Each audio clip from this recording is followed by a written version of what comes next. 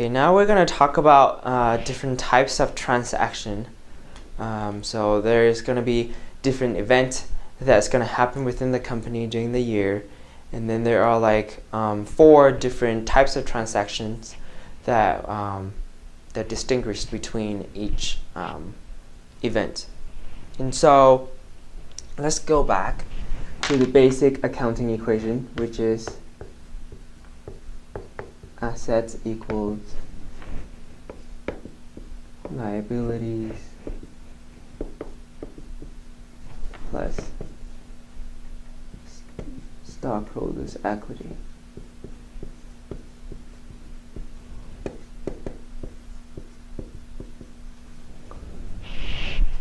And so the first types of transaction that we're going to talk about is assets source transaction. So for assets source transaction, that means that your total assets increase. And so for this to happen, the other side has also has to increase too. So for example, it could be liability increased because, for example, you borrow money from a bank, then you increase your liability because you owe the bank money, but you also increase in cash. And so that will be an assets source transaction. Or your stockholders' equity can increase. For example, part of stockholders' equity is common stock. And so if your company issues stock to the public and then you receive cash, then your asset will increase because your cash increased because you received cash. But your stockholders' equity will increase also because you increase your common stock, like you issue stock, so stockholders' equity will increase. So those 2 examples are assets source transaction. And then the second types of transaction that we're going to talk about is asset use transaction.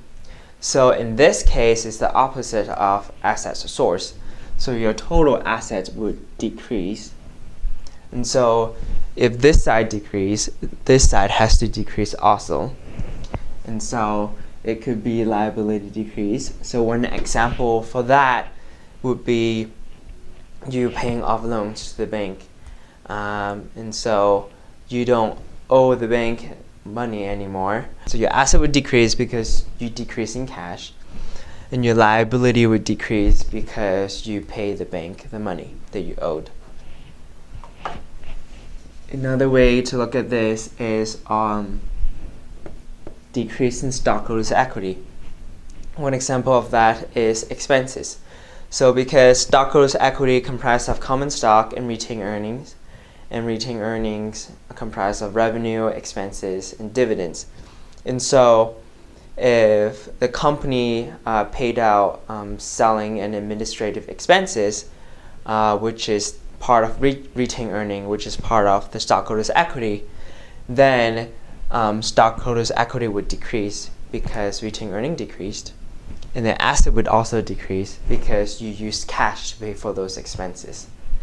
So those are some examples of assets use transactions. And then the next type of transaction that we're going to talk about is assets exchange transaction. So what does that mean, asset exchange? That means that total assets did not change. So total asset does not change, which means that this side of the equation is not affected at all. And so just this side of the equation is affected. So in order for the equation to balance, so one type of asset has to increase and the other type of asset has to decrease by the same amount in order for the total assets to be unchanged. And so a type of transaction or event that would result in an asset exchange transaction is buying a piece of land, for example, as a company. So if you use cash to buy a piece of land as a company, you would decrease in cash for your assets, but you will increase in asset also because you bought a piece of land. So it just is owned by you, and so land is part of asset. And so decrease in cash, increase in land would result in an asset exchange transaction because total asset didn't really change. You're just exchanging one asset, cash, with land. So you're just exchanging assets. And the last type of transaction that we're going to talk about is claims exchange. So another word for liabilities and stockholders' equity together is claims.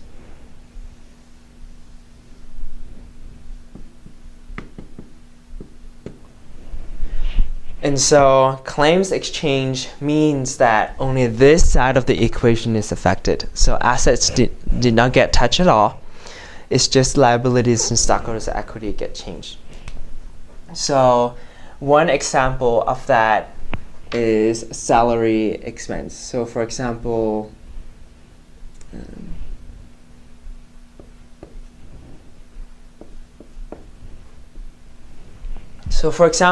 you have a lot of employees, and so you pay your employees in a yearly basis, I guess. I don't know.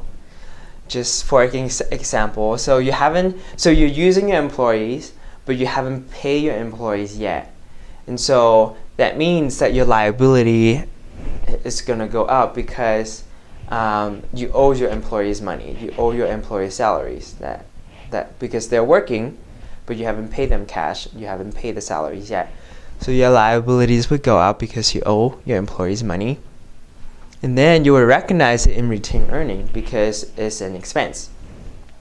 Salaries expense, you will recognize that in retained earning because you're using your employees, even though you haven't paid cash yet for those expense, but because you're using those employees to operate your company, you would decrease in retained earning. And so in this case, it would be a claims exchange transaction. So assets did not change at all. It's just liabilities and stockholders' equity was affected. So that is those 4 types of transaction.